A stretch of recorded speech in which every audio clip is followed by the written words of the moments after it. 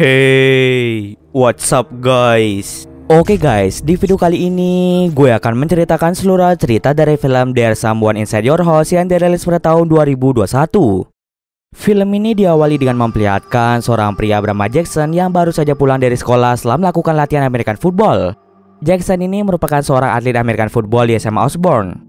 Ketika pulang dari sekolah, Jackson segera menuju kamarnya untuk melakukan istirahat selama 4 jam karena nanti ia akan bertanding American football melawan sekolah lain. Tak lupa, Jackson juga menghidupkan alarm HP-nya tepat pada jam 4 agar nanti Jackson tidak terlambat. Lalu Jackson pun terbangun setelah mendengar suara alarm dari sebuah benda mirip seperti jam. Di sini Jackson merasa sangat kebingungan, padahal tadi ia menghidupkan alarm pada HP-nya, namun saat ini ia menyadari bahwa HP-nya telah menghilang tak kemana. Jackson mencoba keluar rumah dan alangkah terkejutnya Jackson setelah melihat mobilnya yang sudah menghilang serta pintu rumahnya yang sudah dalam keadaan terbuka. Jackson menyadari bahwa ada seseorang yang menyusup ke dalam rumahnya. Maka dari itu dia pun segera menelpon 911. Tiba-tiba Jackson dikagetkan dengan gambar dirinya yang tengah membuli seorang pria bernama Caleb. Ternyata bukan hanya satu gambar saja, melainkan ada banyak sekali gambar yang tertempel di setiap dinding dan lantai rumahnya. Kemudian Jackson mendengar suara dari dalam kamar, namun ketika dicek, Jackson tidak menemukan siapa-siapa di sana. Secara pelan, Jackson masuk ke dalam ruang pakaian dan di sana ternyata ada banyak sekali gambar-gambar tentang pembulian yang dilakukan oleh Jackson terhadap Caleb. Jackson mencoba berteriak dan ingin menantang sosok misterius itu, namun tanpa ia sadari ada sosok psikopat yang langsung menyayat pergelangan kaki dari Jackson hingga membuat Jackson pun tidak bisa berdiri lagi. Sosok psikopat itu ternyata menggunakan topeng yang mirip seperti wajah Jackson. Tanpa berlama-lama lagi, psikopat itu pun langsung membunuh Jackson di tempat.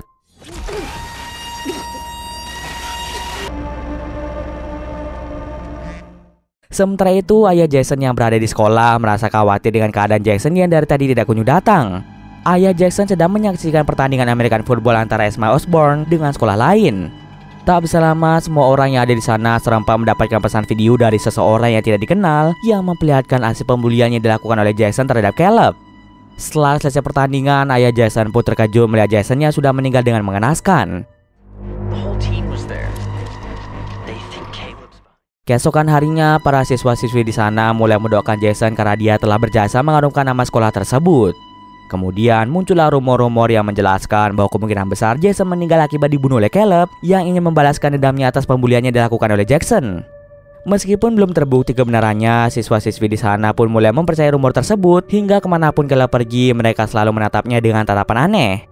Caleb pun dijauhi oleh semua orang dan tidak ada lagi yang mau berteman dengannya. Bahkan ketika Caleb menuju kantin, tak ada orang yang mau duduk bersebelahan dengan Caleb. Untungnya ada salah satu kelompok yang mau menerima Caleb apa adanya.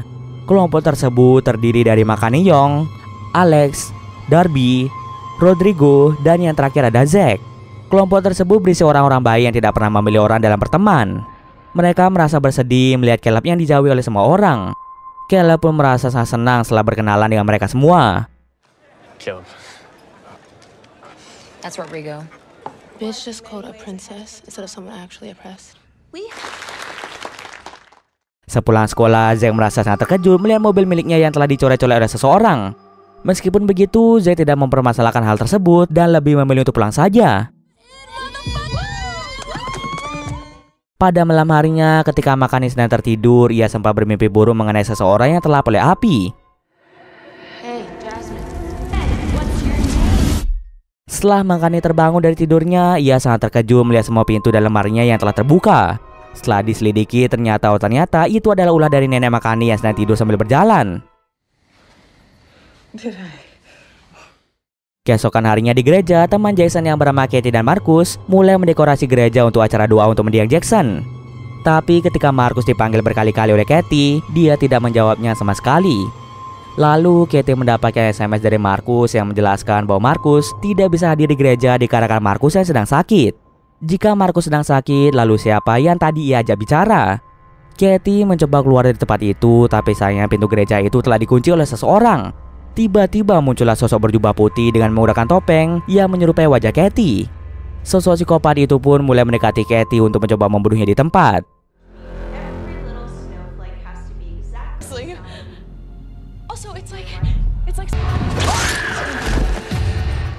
Psikopat itu berhasil menusuk Katie tepat di bagian perutnya, namun ternyata hal itu tidak membuatnya meninggal. Katie berusaha bersembunyi di sebuah lemari dan segera menelpon 911 jika dirinya diserang oleh sosok psikopat bertopeng yang menyerupai dirinya. Sebelum menjelaskan lebih lanjut, psikopat itu pun berhasil membunuh Katie. Seorang pastor dan beberapa orang yang baru datang di gereja merasa sangat bingung kenapa pintu gereja bisa tertutup. Untungnya pastor tersebut memiliki kunci cadangan dan segera membuka pintu itu. Sontak mereka semua sangat terkejut setelah melihat mayat Katie yang sudah tergantung. Polisi pun berusaha dengan keras untuk menginvestigasi kasus kematian Jackson dan Katie yang sama-sama dari SMA Osborne. Bahkan banyak berita yang bermunculan yang menyuruh seluruh siswa di sana untuk berhati-hati ketika melihat sosok dengan menggunakan topeng yang mirip dengan wajah mereka. Keesokan harinya di sekolah, para polisi pun mulai menginterogasi satu persatu siswa-siswi di sana untuk menanyakan beberapa pertanyaan.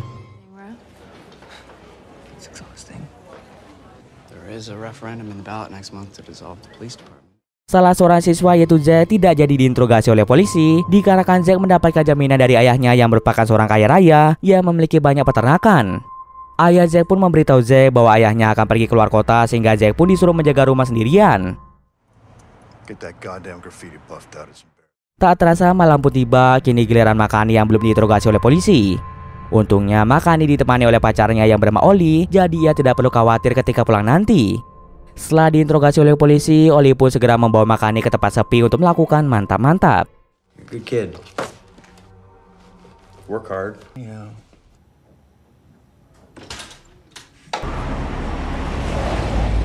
Saat sedang mantap-mantap, Makani mendapatkan undangan dari Zack yang menyuruh mereka untuk datang ke pesta dadakan yang diadakan oleh Zack. Zack sengaja mengadakan pesta tersebut dikarenakan ayahnya yang sedang keluar kota, jadi Zack bebas melakukan apa saja di rumahnya. Makani dan Oli pun bergegas pergi ke rumah Zack untuk melakukan pesta di sana. Sesampai di sana sudah ada banyak sekali orang yang datang ke pesta tersebut. Zack pun menyambut kedatangan mereka dan menyuruh mereka untuk berpesta. Selagi mereka berpesta, Zack akan menyambut tamu-tamu yang lain. Makani, Oli, Zack, Alex, Darby, dan Rodrigo mulai bersenang-senang dan meminum minuman keras.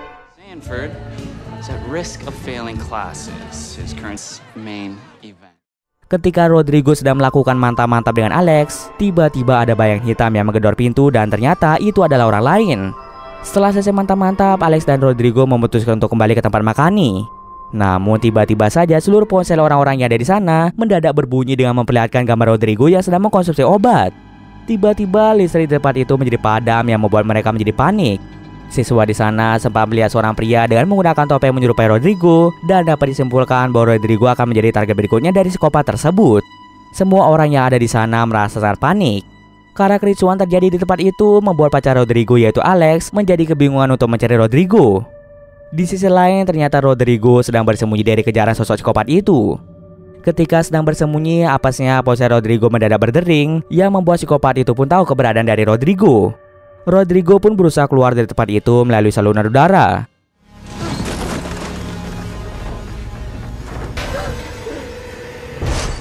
Setelah berhasil keluar dari tempat itu, tiba-tiba sosok psikopat itu menembakkan pistol listrik mengarah ke Rodrigo. Akibatnya, Rodrigo pun tersetrum dan tidak bisa berkutik. Dalam keadaan yang tidak berdaya, sosok psikopat itu langsung membunuh Rodrigo di tempat. Setelah kematian Rodrigo, sekolah pun terpaksa ditutup selama bulan Oktober. Sahabat Rodrigo yakni Makani, Alex, Darby, dan Zack merasa tak bersedih setelah kehilangan Rodrigo.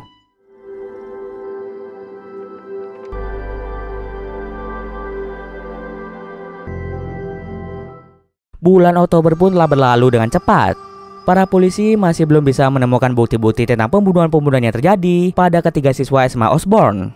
Saat ini, siswa dan siswi mulai masuk sekolah lagi, mengingat selama bulan Oktober tidak pernah terjadi pembunuhan lagi.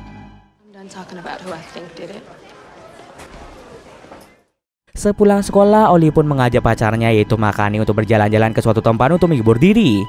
Makani pun setuju dengan ide tersebut dan mereka berdua segera berangkat ke suatu tempat.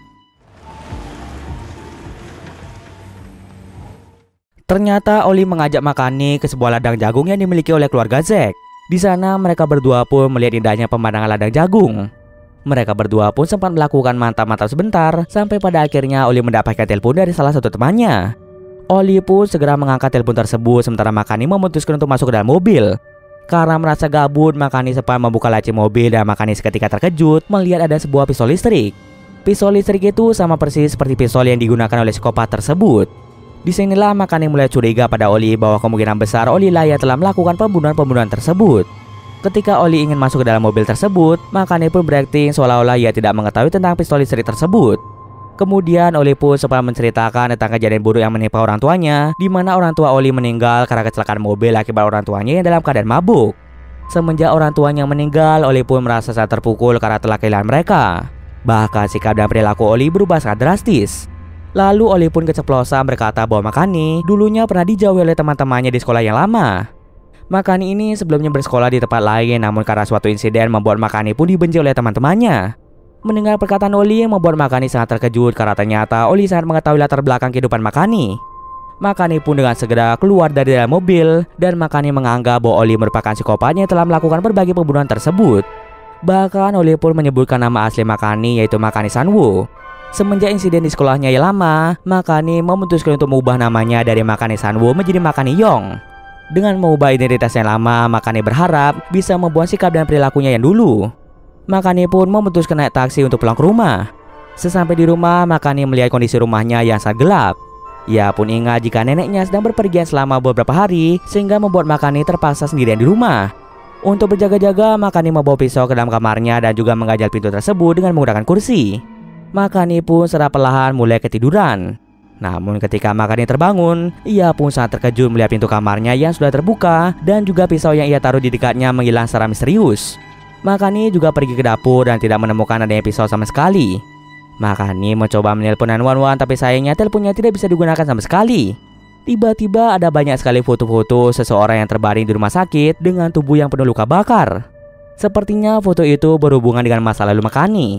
Di sana juga terdapat sebuah koran yang menjelaskan jika Makani sempat mendorong salah satu siswi ke api unggun yang membuat siswi tersebut mengalami luka bakar.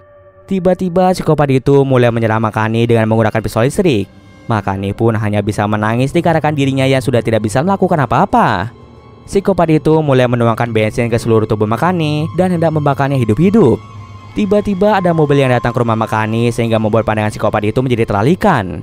Kesempatan itu kemudian diambil oleh Makani untuk melakukan perlawanan dan berhasil menjatuhkan psikopat tersebut serta berhasil menjatuhkan topeng yang dia gunakan. Belum saja melihat wajah dari psikopat itu ternyata berhasil kabur dari tempat tersebut. Ternyata yang datang ke tempat itu merupakan Alex yang merasa khawatir dengan keadaan Makani yang tak kunjung membalas pesan Alex.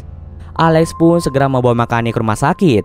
Ketika Makani tersadar, ia melihat Alex, Darby, Zack dan neneknya yang sudah berada di tempat itu. Mereka bertiga pun bertanya pada Makani tentang foto-foto yang tersebar di rumah Makani.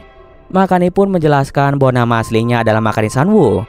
Ia merubah namanya menjadi Makani Yong semenjak insiden yang pernah terjadi di sekolahnya yang lama. Saat itu sedang diadakan acara pesta api unggun di sebuah pantai. Para senior di sana menindas para junior yang baru masuk ke sekolah tersebut dengan cara yang tidak manusiawi. Bahkan para senior menyuruh para junior untuk meneguk minuman keras sebanyak mungkin hingga mereka pun menjadi mabuk. Dalam keadaannya mabuk, para senior pun menyuruh para junior untuk berkelahi satu sama lain. Hingga akhirnya Makani mendapatkan giliran melawan seorang wanita bernama Jasmine. Dalam keadaannya mabuk, Makani tanpa sadar mendorong Jasmine ke api unggun. Jasmine pun segera dilarikan ke rumah sakit dan semenjak saat itu Makani pun selalu dibenci oleh keluarganya serta teman-temannya yang lain. Untungnya saat di pengadilan Makani mendapatkan bebas bersyarat. Semenjak saat itulah Makani memutuskan untuk pindah rumah serta pindah sekolah supaya bisa memulai hidupnya yang baru tanpa dihantui masa lalunya yang kelam. Beruntungnya ada neneknya yang selalu ada untuk menemani Makani. Nenek Makani sama sekali tidak membenci Makani walaupun dia telah melakukan hal yang salah. Setelah mendengar cerita tersebut, Alex, Darby dan Zack mulai mendukung kehidupan yang dijalani oleh Makani saat ini. Mereka bertiga menyarankan Makani untuk menelpon Jasmine dan meminta maaf atas perbuatan yang telah Makani lakukan. My essays, you stand up for me in public. Namun Makani belum memiliki keberanian untuk menelpon Jasmine. Setelah itu Makani pun melaporkan pada polisi bahwa psikopat yang telah melakukan berbagai pembunuhan itu adalah Oli. Para polisi pun segera menangkap Oli di kediamannya dan membawa Oli menuju kantor polisi untuk diinterogasi lebih lanjut. Makani pun merasa lega setelah melihat Oli yang akan dipenjara. Keesokan harinya sepulang sekolah, Makani mendapatkan pesan dari Darby yang mengatakan jika Oli telah dibebaskan dari penjara berkat bantuan kakak Oli yang bersedia menjadi jaminan jika Oli bukanlah pembunuh tersebut. Setelah mendengar kabar tersebut membuat Makani pun menjadi cemas. Tiba-tiba Oli pun datang ke sekolah itu dengan membawa mobil. Makani yang merasa ketakutan dengan segera masuk dalam sekolah untuk bersembunyi. Makani menggunakan ponsel miliknya untuk menelpon 911. Tiba-tiba ia pun bertemu dengan Caleb sehingga membuat Makani pun menjadi tenang kembali karena Oli tidak akan berbuat macam-macam padanya. Tiba-tiba di belakang Caleb, sosok psikopat tersebut langsung menusuk Caleb di tempat. Sosok psikopat itu pun memberikan pisau tersebut dan tiba-tiba di belakang Makani muncullah Oli yang mencoba melindunginya. Makani pun seketika terkejut karena ternyata Oli bukanlah si pembunuh itu. Jika Oli bukanlah psikopat itu, lalu siapakah orang yang berada di balik topeng tersebut?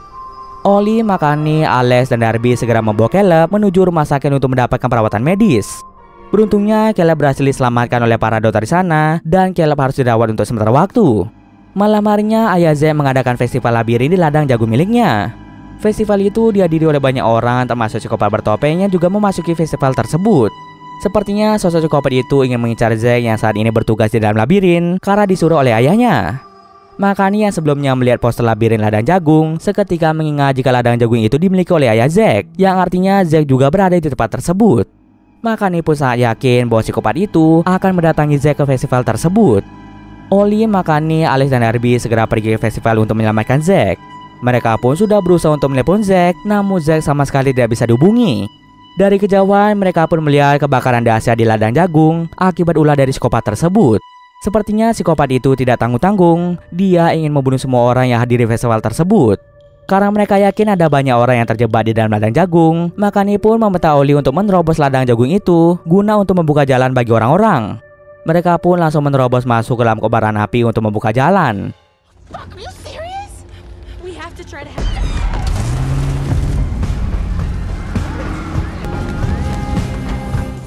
Sebelum keluar dari mobil, Oli pun mengambil pistol listrik miliknya untuk mengalahkan psikopat tersebut. Mereka pun mulai melusuri lorong dan mulai menuntun orang-orang untuk segera keluar dari tempat tersebut. Lalu Makani menyuruh Alex dan Darby menyelamatkan orang-orang sementara dirinya dan Oli akan mencari keberadaan dari Zack. Setelah melusuri labirin, Makani dan Oli pun melihat jika psikopat itu sedang menggunakan topeng menyerupai wajah dari ayah Zack. Tanpa banyak basa-basi lagi, psikopat itu pun membunuh ayah Zack di tempat. Kemudian sosok psikopat itu secara perlahan membuka topeng dan ternyata selama ini orang di balik topeng tersebut merupakan Zack, yaitu teman mereka. Oli dan Makani pun merasa tidak percaya bahwa pembunuhan-pembunuhan itu dilakukan oleh Zack. Zack mulai mengungkapkan bahwa dia merasa benci pada orang-orang yang bermuka dua, atau lebih jelasnya Zack sama benci orang yang sok baik padahal mereka memiliki rahasia kelam yang sengaja disembunyikan dari orang lain supaya orang lain tidak mengetahui kebusukan dan keburukan mereka. Contohnya seperti Jackson yang merupakan atlet terkenal yang ternyata suka membuli orang lain, yaitu Caleb. Lalu Katie yang merupakan seorang ketua OSIS teladan yang ternyata adalah orang yang suka menebar rasis pada orang lain. Lalu Rodrigo yang terlihat biasa saja yang ternyata adalah seorang pecandu obat terlarang. Lalu ayah Zack yang ternyata adalah orang licik yang melakukan segala cara untuk mendapatkan banyak kekayaan. Sebelum melakukan pembunuhan, Zack akan mencari tahu masa lalu dan keburukan dari orang-orang sekitarnya. Setelah menemukan bukti-bukti yang cukup, Zack akan menyebarkan rahasia mereka serta membunuh mereka. Zack sengaja membuat topeng dari wajah para korbannya supaya mereka tidak tahu siapa Zack dan juga supaya orang lain tidak mencurigainya sebagai psikopat.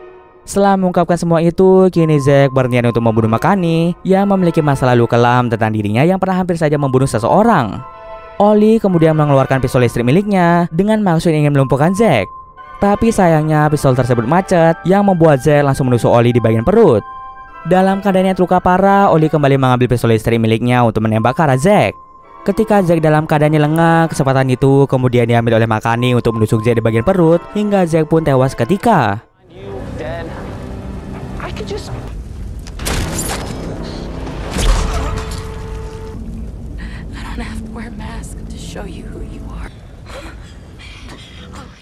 Polisi pun segera datang ke tempat tersebut untuk menyelamatkan Makani serta membawa Oli ke rumah sakit untuk mendapatkan perawatan medis.